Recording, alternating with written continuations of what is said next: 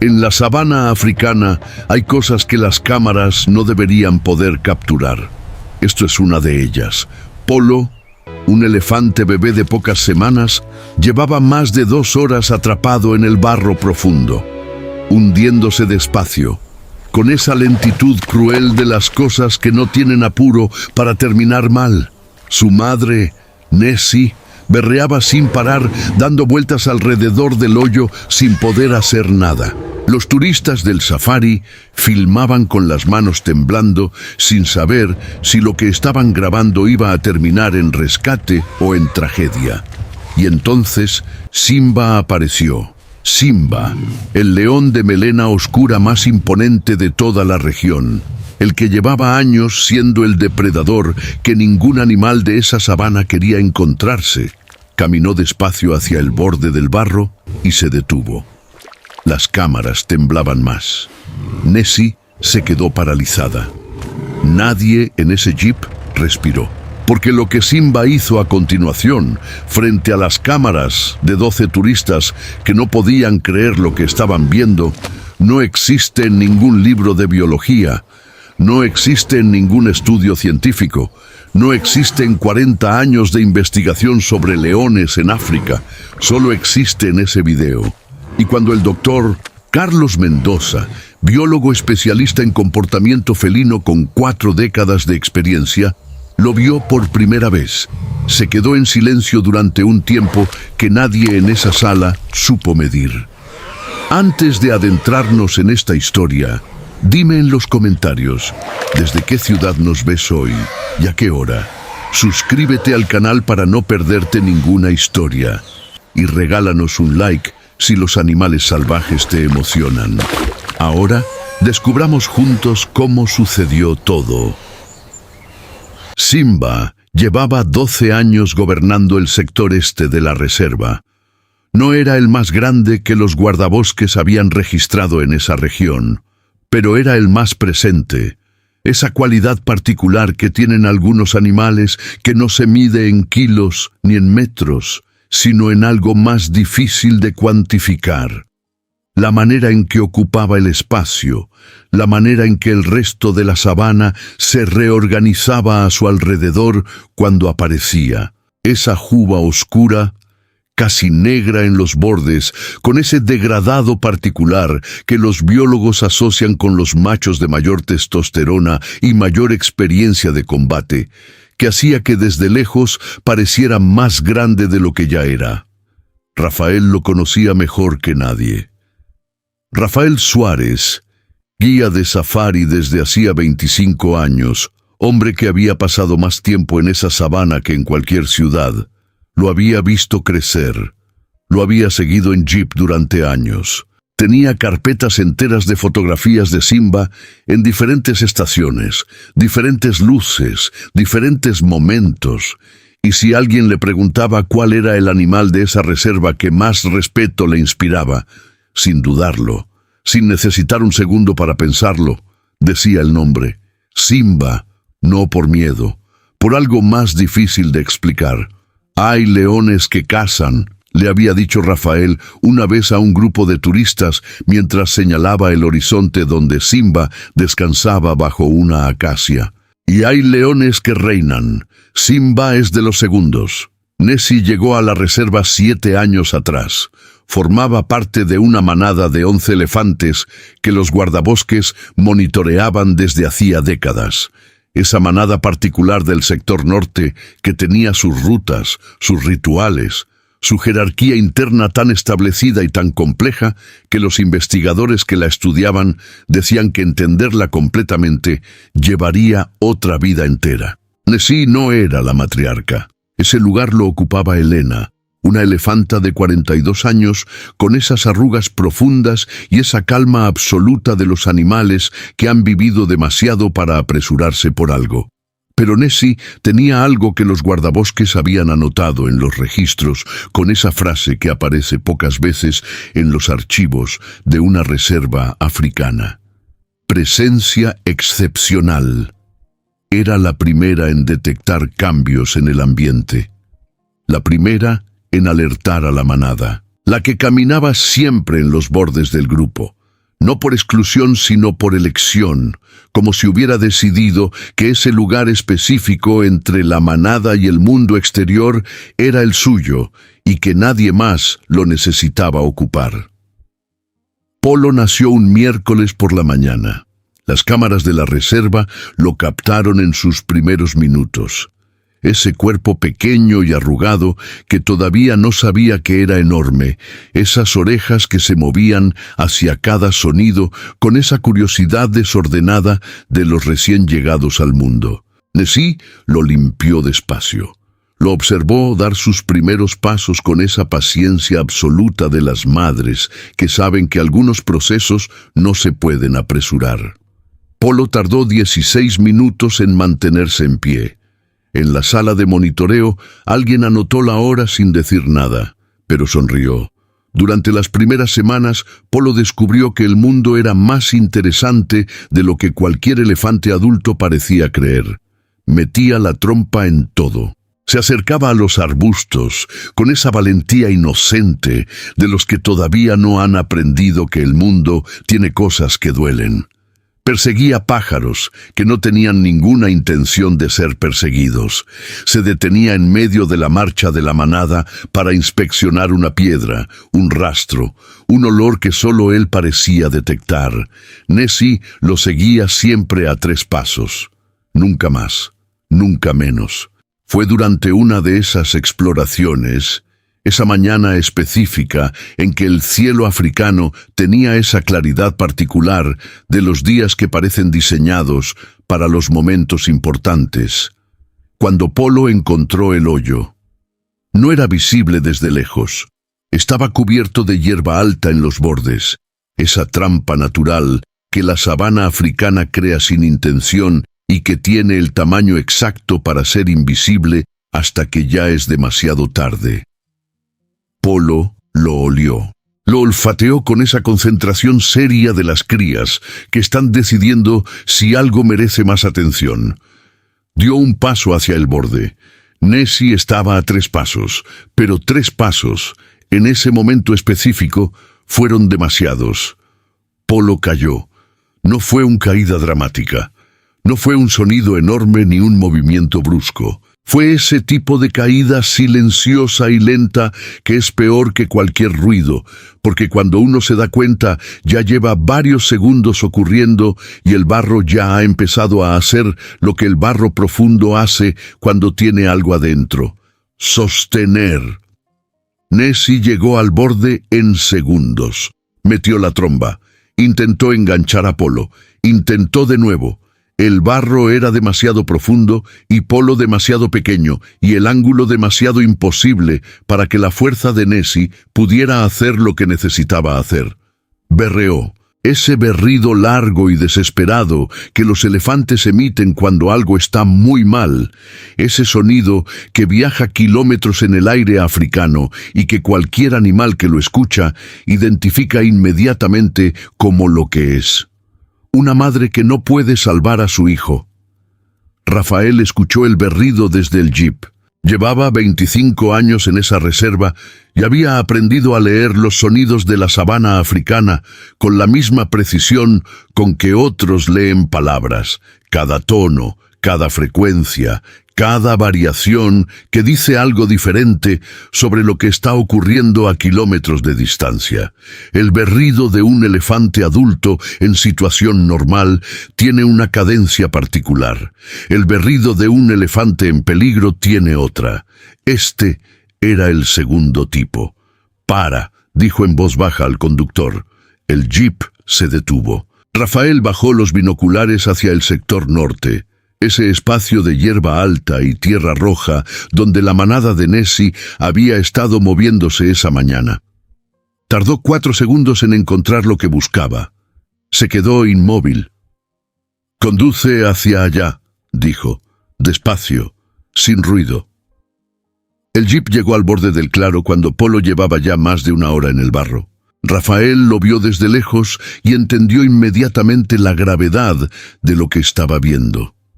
No con el pánico de los que no conocen la sabana, sino con esa comprensión fría y precisa de los que la conocen demasiado bien. El hoyo era profundo. El barro era del tipo que no suelta. Esa consistencia particular de la tierra africana después de las lluvias que tiene el peso y la densidad exactos para atrapar sin violencia y sin apuro. Polo seguía intentando salir. Cada intento lo hundía un poco más. Nessie daba vueltas alrededor del hoyo con esa desesperación que Rafael había visto pocas veces en sus 25 años, esa energía de las madres, cuando el cuerpo quiere hacer algo y la situación no deja hacer nada. Se acercaba, metía la trompa, intentaba, se alejaba, volvía. ¿Podemos hacer algo?, preguntó una turista desde el asiento trasero del jeep. Una mujer de unos 40 años con la cámara todavía en la mano y los ojos húmedos. Rafael tardó un segundo en responder. «No», dijo en voz baja. «La madre está ahí. Si bajamos del jeep, ella nos carga. Y si la asustamos, Polo se hunde más». Silencio en el jeep. Las cámaras seguían grabando. Durante la hora siguiente nadie habló. Los 12 turistas que iban en los 2 jeeps del safari miraban en silencio. Esa clase de silencio particular que no es incomodidad, sino respeto. El silencio de las personas que entienden que están presenciando algo que no les pertenece, pero que tampoco pueden dejar de mirar. Polo seguía luchando. Cada vez con menos fuerza, cada vez con esos movimientos más lentos y más irregulares de los cuerpos que empiezan a gastar sus reservas sin poder reponerlas. La lama le llegaba ya por encima de las rodillas. Esa línea que Rafael conocía bien, la línea después de la cual las probabilidades empezaban a cambiar de lado. Nessie lo sabía también. Su berrido había cambiado. Ya no era el sonido de alerta que lanzaba hacia el territorio buscando respuesta de la manada. Era algo más quieto y más oscuro. Ese sonido que los elefantes emiten cuando dejan de pedir ayuda y empiezan simplemente a estar presentes, cerca, sin poder hacer nada más que eso. Rafael apretó el volante sin darse cuenta. En sus 25 años había visto cosas difíciles en esa sabana. La naturaleza no filtra sus momentos para los turistas, muestra lo que tiene, lo bueno y lo terrible, con esa indiferencia particular de las cosas que llevan funcionando así mucho antes de que llegara cualquier observador humano. Pero había algo en ese berrido de Nessie, en esa madre enorme y poderosa, reducida a dar vueltas alrededor de un hoyo sin poder hacer nada, que le apretaba el pecho de una manera que no supo nombrar. Simba. Fue la turista del asiento trasero quien lo dijo primero. Esa palabra en voz baja y tensa que hizo que todas las cabezas del jeep giraran hacia el horizonte donde ella estaba mirando. Rafael levantó los binoculares y lo vio. Simba caminaba hacia el claro con ese paso suyo, lento, constante, con esa presencia que hacía que el resto de la sabana pareciera de repente más pequeña a su alrededor.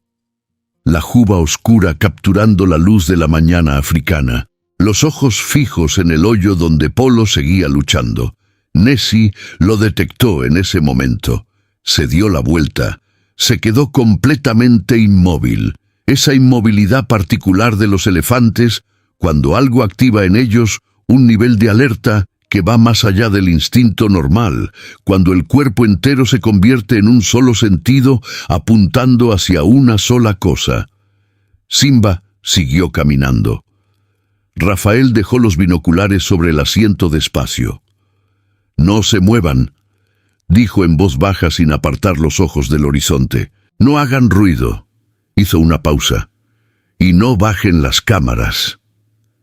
Simba llegó al borde del hoyo y se detuvo. No fue una parada de cazador. Ese momento específico en que un predador evalúa la distancia y el ángulo y el momento exacto para actuar. Fue otra cosa, una parada diferente. Del tipo que Rafael había visto pocas veces en sus 25 años de sabana y que siempre le había costado describir con precisión porque no encajaba en ninguna categoría que su experiencia le hubiera enseñado a nombrar. Simba miraba el hoyo, miraba a Polo, miraba el barro. Con esa atención fija y tranquila de los animales, cuando algo en su entorno activa un proceso que va más allá del instinto inmediato, más allá del hambre, más allá del territorio, más allá de cualquier cosa que los libros de biología hubieran predicho para ese momento.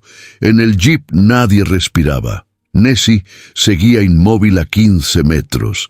Esa elefanta enorme convertida en una sola pregunta sin respuesta, con esa tensión particular de las madres que no pueden proteger y que tampoco pueden alejarse. Polo intentó moverse dentro del barro. Se hundió un poco más. Simba giró la cabeza hacia la derecha. Fue un movimiento lento y deliberado. Esas orejas orientándose hacia algo que los humanos en el jeep no podían detectar. Esa nariz procesando información que la distancia y la especie les impedía comprender. Después caminó 3 pasos hacia el costado del hoyo. No hacia Polo, no hacia Nessie, sino hacia el espacio de tierra seca donde la hierba alta crecía junto a ramas caídas de una acacia que el tiempo había dejado ahí sin ningún propósito aparente. Se detuvo frente a una rama, la olfateó, y entonces, con esa boca que había cazado durante 12 años, que había abierto presas y defendido territorio y rugido en la oscuridad africana con ese sonido que hacía que todo huyera, la tomó, despacio, con una delicadeza que no correspondía a ninguno de los contextos en que Rafael había visto a Simba usar esa boca durante años. La llevó hasta el borde del hoyo, la empujó con las patas hacia adentro, ese movimiento específico, calculado, con esa precisión que no era azar sino algo que se parecía demasiado a la intención para hacer cualquier otra cosa. En el jeep, la turista del asiento trasero dejó de respirar. Literalmente, Rafael lo escuchó, ese momento en que el aire se detiene en la garganta de alguien porque lo que sus ojos están enviando a su cerebro no tiene categoría disponible para ser procesado con normalidad. Simba volvió hacia las ramas, tomó otra, la llevó al hoyo, la empujó adentro junto a la primera, construyendo despacio, con esa paciencia imposible de un predador que estaba haciendo algo que ningún predador debería estar haciendo. Algo que los biólogos que estudiarían ese video semanas después describirían con una palabra que nunca habían usado para un león: herramienta. Simba estaba usando ramas como herramienta. Rafael lo vio y no dijo nada. No porque no tuviera palabras, sino porque las palabras que tenía no alcanzaban para lo que estaba viendo. En 25 años de sabana africana, había aprendido que la naturaleza siempre tiene algo más que mostrar, que el momento en que uno cree haberlo visto todo es exactamente el momento en que la sabana decide demostrar que no. Pero esto era diferente. Esto era otra categoría.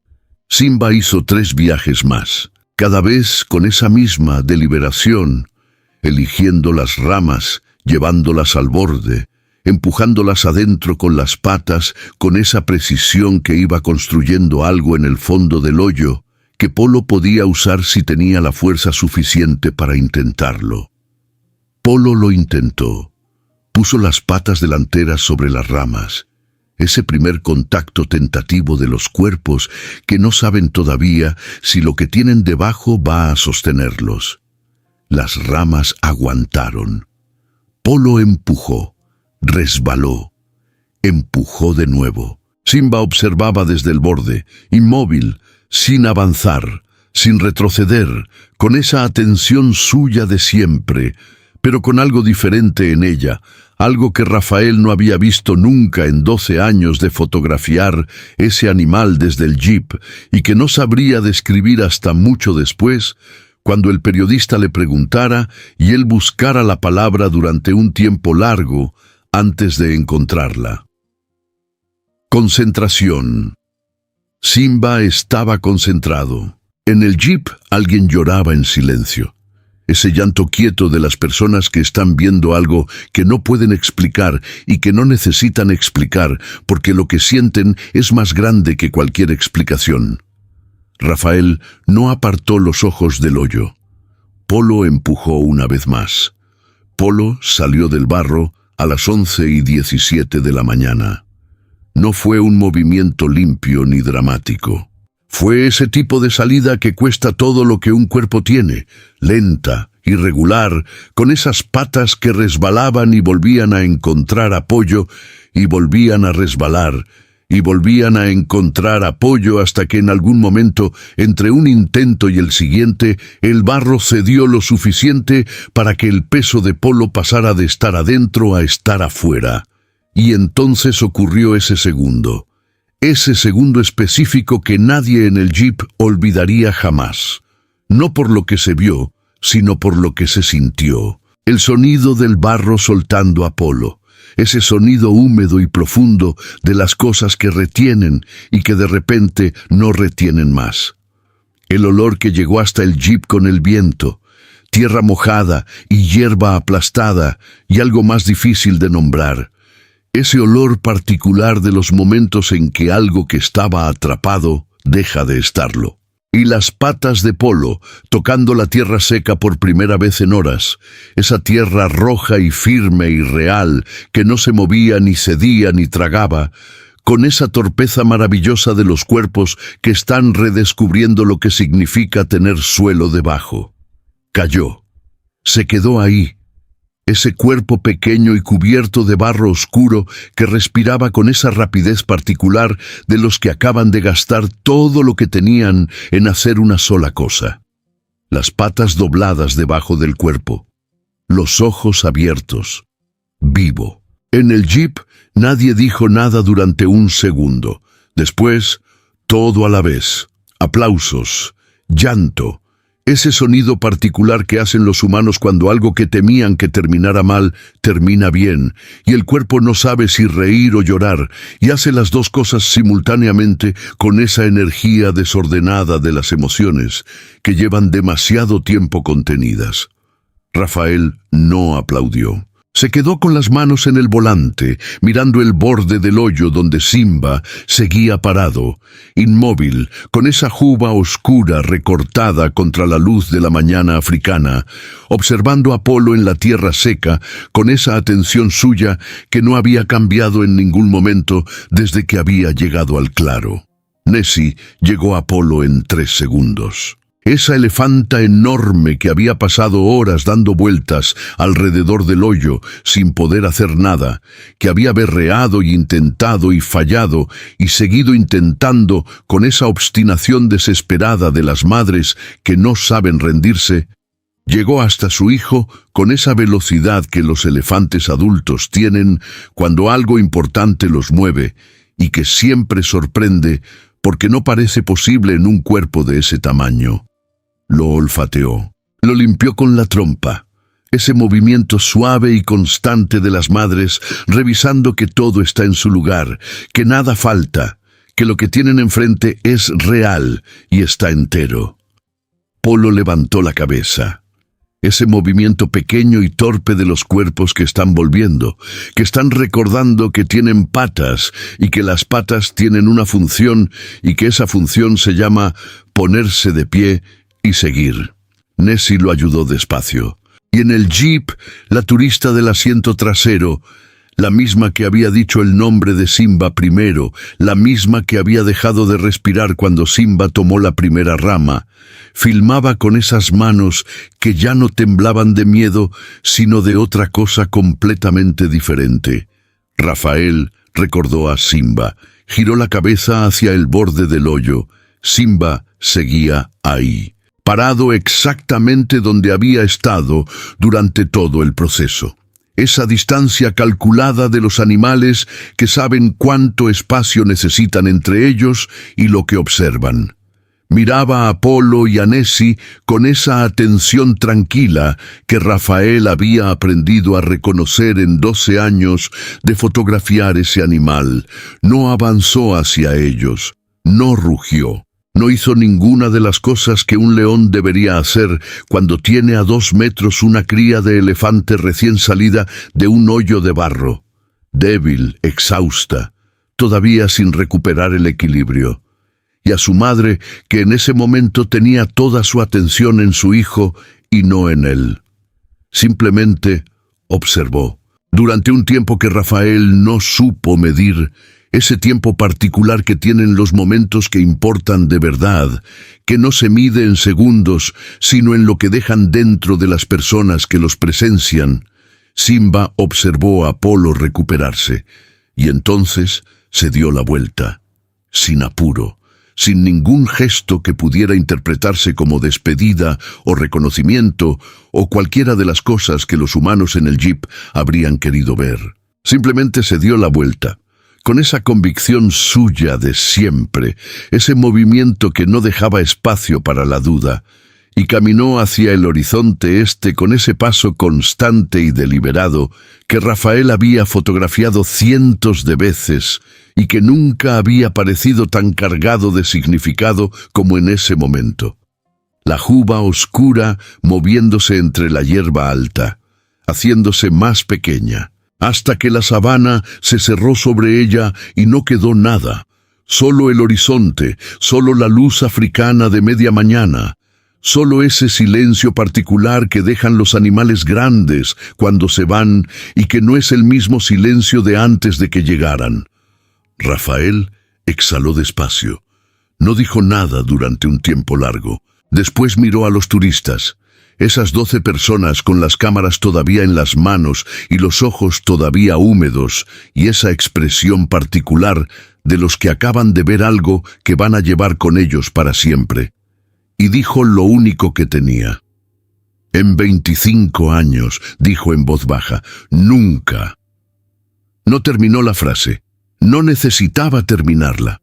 El video llegó al doctor Carlos Mendoza un martes por la tarde.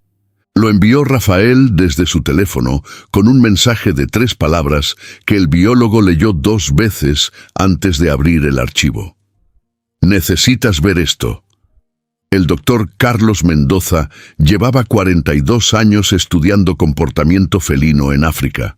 Había publicado 17 estudios científicos, había pasado más noches en la sabana que en cualquier ciudad. Había visto cosas que la mayoría de los biólogos solo conocen en fotografías, comportamientos raros, interacciones imposibles, esos momentos en que la naturaleza decide mostrar algo que no estaba en ningún manual.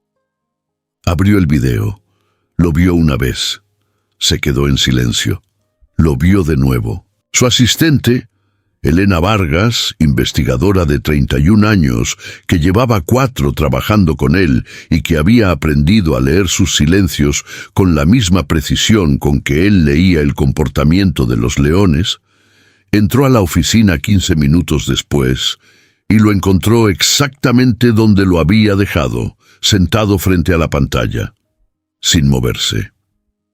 «Doctor». Mendoza no respondió inmediatamente.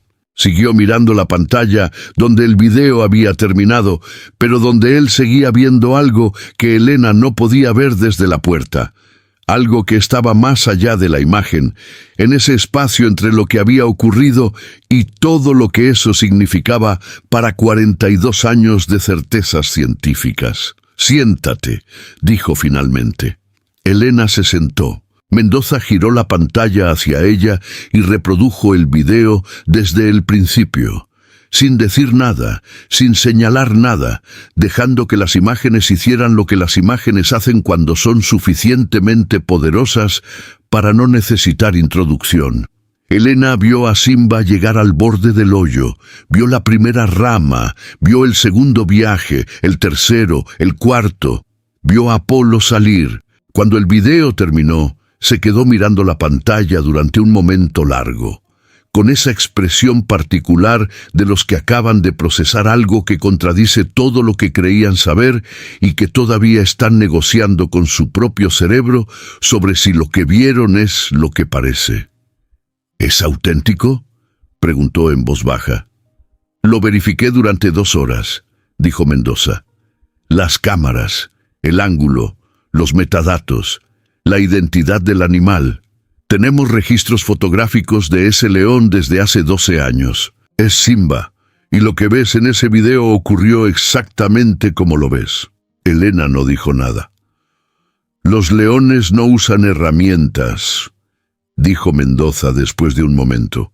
No era una pregunta, era una afirmación, pero con ese tono particular de las afirmaciones que acaban de perder parte de su certeza. Hasta ahora, dijo Elena, Mendoza llamó a 3 colegas esa misma tarde. Investigadores de universidades diferentes, Nairobi, Ciudad del Cabo, Londres, con décadas de experiencia combinada en comportamiento animal en África. Les envió el video sin contexto, sin explicación, solo el archivo y una pregunta. ¿Qué ven? Las respuestas llegaron en el transcurso de las horas siguientes y todas tenían algo en común, no en las palabras que eran diferentes, sino en el tono, ese tono particular de los científicos cuando algo los obliga a detenerse, cuando el vocabulario que han construido durante décadas no alcanza para lo que tienen enfrente. El investigador de Nairobi escribió, «Necesito verlo de nuevo». El de Ciudad del Cabo llamó directamente, «¿Dónde está ese animal ahora?». El de Londres tardó 6 horas en responder. Cuando lo hizo, fue con una sola línea. Esto cambia algo. Mendoza trabajó toda la noche. Analizó el video frame por frame, cada movimiento de Simba, cada decisión, cada momento en que el león eligió una rama sobre otra, o ajustó el ángulo de empuje, o esperó a ver el efecto antes de continuar. Construyó una cronología completa. Midió distancias. Comparó con todos los registros disponibles de uso de herramientas en felinos, que eran escasos, disputados, nunca documentados en leones. A las 3 de la mañana abrió un documento nuevo. Escribió el título del estudio que iba a publicar. Lo borró. Lo escribió de nuevo, porque había algo en ese título, en esas palabras específicas que describían lo que Simba había hecho, que todavía le costaba escribir sin sentir que estaba cruzando una línea que la ciencia había trazado durante décadas, y que ese león, en 11 minutos en la sabana africana, había cruzado sin saber que existía. A las 4 de la mañana llamó a Rafael. «Necesito ir», dijo sin preámbulo. «Necesito ver a ese león». Rafael tardó un segundo en responder. «Mañana salimos al amanecer», dijo simplemente. Mendoza llegó a la reserva al día siguiente con una mochila y 3 cámaras. Rafael lo recibió en la entrada con ese café que hacía todas las mañanas antes de salir, negro, sin azúcar, en un termo de metal que había sobrevivido más kilómetros de sabana que la mayoría de los vehículos de la reserva. Los 2 hombres se saludaron con esa brevedad particular de las personas que tienen algo importante que hacer y que saben que las palabras pueden esperar. Salieron antes del amanecer. Durante las primeras 2 horas no encontraron a Simba. Recorrieron el sector este en silencio. Rafael conduciendo con esa atención suya de hombre que lee la sabana como otros leen un mapa. Mendoza con los binoculares y las cámaras y ese cuaderno de notas que había llenado durante la noche con observaciones, preguntas, hipótesis que en algún momento de la madrugada habían dejado de parecerle suficientes. La sabana africana al amanecer tiene esa cualidad particular de las cosas que no necesitan hacer nada para ser perfectas.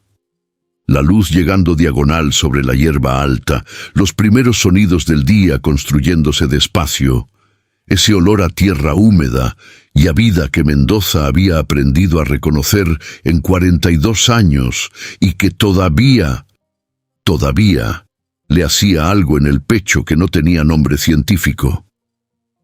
«¿Cuánto tiempo llevas guiando en esta reserva?», preguntó Mendoza sin apartar los binoculares. 25 años, dijo Rafael. ¿Y habías visto algo parecido antes? Rafael tardó en responder. Condujo en silencio durante un momento. Ese silencio de los hombres que no responden rápido, porque lo que van a decir merece el tiempo que tarda en encontrar las palabras exactas. Había visto cosas que no entendía, dijo finalmente, pero siempre encontraba una explicación después. Esta vez no. Mendoza bajó los binoculares, miró el horizonte. Yo tampoco, dijo en voz baja. Encontraron a Simba a las 8:15 de la mañana. Estaba echado bajo una acacia en el sector este, esa postura suya de siempre, con esa juba oscura absorbiendo la luz de la mañana, con esa inmovilidad particular que Rafael había fotografiado cientos de veces y que Mendoza había visto en videos, pero que en persona tenía una dimensión diferente. Una presencia que las cámaras captaban pero no transmitían completamente. Rafael detuvo el jeep a 50 metros. Mendoza levantó las cámaras despacio. Simba los miró. No se movió. No adoptó postura de amenaza. Simplemente los miró, con esa calma suya que no era indiferencia, sino algo que se parecía mucho a la evaluación, el tipo de mirada de los animales que están decidiendo si algo en su entorno requiere atención o puede ser ignorado. Decidió que podía ser ignorado. Bajó la cabeza, cerró los ojos. Mendoza observó durante 3 horas. Tomó notas, fotografió, midió distancias y ángulos y comportamientos con esa precisión metodológica de 42 años de trabajo científico. Pero había algo en esas 3 horas, algo que no iba a aparecer en ningún estudio, que no tenía lugar en ningún cuaderno de notas, que Mendoza procesó en silencio mientras observaba a ese león dormir bajo la acacia. La pregunta que no podía responder, no el cómo. El cómo podía estudiarse, documentarse, analizarse con las herramientas que la ciencia había construido durante siglos, sino el por qué. Esa pregunta más pequeña y más enorme al mismo tiempo que se esconde detrás de todos los comportamientos imposibles. ¿Por qué?, dijo en voz baja. No era una pregunta para Rafael. Era una pregunta para el aire, para ese espacio entre el jeep y la acacia donde Simba dormía sin saber que 2 humanos intentaban entender algo que él había hecho sin pensarlo. Rafael no respondió inmediatamente. Siguió mirando a Simba durante un momento largo, ese hombre de 25 años en la sabana que había aprendido a no hablar cuando no tenía nada que añadir y que en ese momento tenía algo que llevaba días cargando sin encontrar el momento de decirlo. ¿Sabes lo que pienso?, dijo finalmente en voz baja. Mendoza lo miró. Creo que Simba vio a un ser vivo que no podía salir solo, dijo Rafael despacio, con esa manera suya de hablar cuando algo importa, sin apuro, eligiendo cada palabra. Y creo que supo que él podía hacer algo. No lo pensó, no lo calculó, solo lo vio y lo hizo. Hizo una pausa, igual que haría cualquiera de nosotros si supiéramos cómo. Mendoza se quedó en silencio.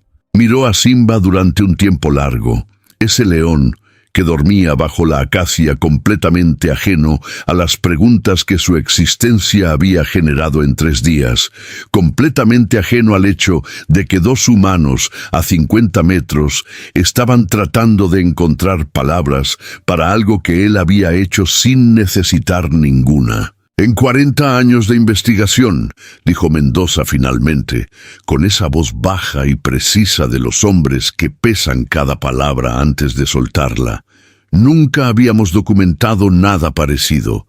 No tenemos palabras para esto. Hizo una pausa. Solo tenemos el video. Rafael asintió despacio. Simba abrió un ojo. Los miró durante un segundo. Los ignoró. Y siguió durmiendo. El video se publicó 3 semanas después. No fue una decisión fácil. Mendoza había pasado esas semanas verificando, analizando, consultando con colegas en 4 continentes, construyendo el marco científico que pudiera sostener lo que el video mostraba sin que la comunidad académica lo descartara como anomalía o error de interpretación. Había aprendido en 42 años que la ciencia no recibe bien las cosas que contradicen lo que ya sabe, que el primer instinto de cualquier sistema de conocimiento, cuando algo lo desafía, es buscar la manera de explicarlo sin cambiar nada. Pero este no podía explicarse sin cambiar algo. El estudio se publicó un jueves por la mañana. En 48 horas, el video había sido visto 30 millones de veces. Rafael lo supo cuando su teléfono dejó de parar. Periodistas, investigadores, productores de documentales, personas de países que no había visitado nunca escribiéndole en idiomas que no entendía con la misma pregunta en el fondo de cada mensaje. ¿Es real? ¿Cómo es posible? ¿Qué clase de animal es ese? Salió al safari esa mañana como todos los días, porque la sabana no cambia su ritmo por los trending topics, ni por los titulares, ni por los 30 millones de reproducciones de un video grabado desde un jeep una mañana que en ese momento no parecía diferente a ninguna otra. La sabana sigue, siempre sigue. Encontró a Polo y a Nessie en el sector norte a las 7 de la mañana. Polo había crecido, no mucho, seguían siendo semanas desde aquel día, pero había algo diferente en la manera en que se movía, menos torpe, más seguro. Con esa confianza nueva que tienen las crías, cuando el cuerpo empieza a reconocer el mundo como un lugar donde puede existir sin que cada paso sea una negociación con la gravedad. Nessie caminaba a 3 pasos como siempre. Rafael los observó desde el jeep durante un rato largo.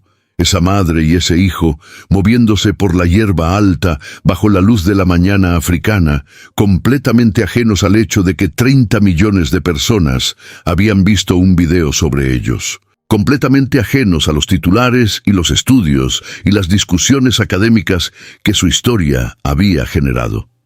Simplemente existiendo, como hacen los animales, sin saber que importan más de lo que creen. Simba apareció en el horizonte este a las 8:30. Rafael detuvo el jeep. Lo observó caminar por el sector este con ese paso suyo, lento, constante, con esa presencia que 12 años de sabana no habían disminuido en nada. La juba oscura, las cicatrices, esa manera de ocupar el espacio que hacía que todo lo que lo rodeaba pareciera de repente más pequeño. Simba no miró hacia el sector norte donde Polo y Nessie estaban, no cambió su ruta, no mostró ninguna señal de reconocimiento ni de interés. Simplemente caminó, como todos los días, como si esa mañana específica en el borde del hoyo de barro hubiera sido solo eso, una mañana, un momento. Una decisión tomada y ejecutada y terminada sin necesidad de continuación, ni de reconocimiento, ni de ninguno de los significados que los humanos insistían en ponerle encima. Rafael lo siguió con los ojos. La hierba alta se fue cerrando sobre Simba poco a poco.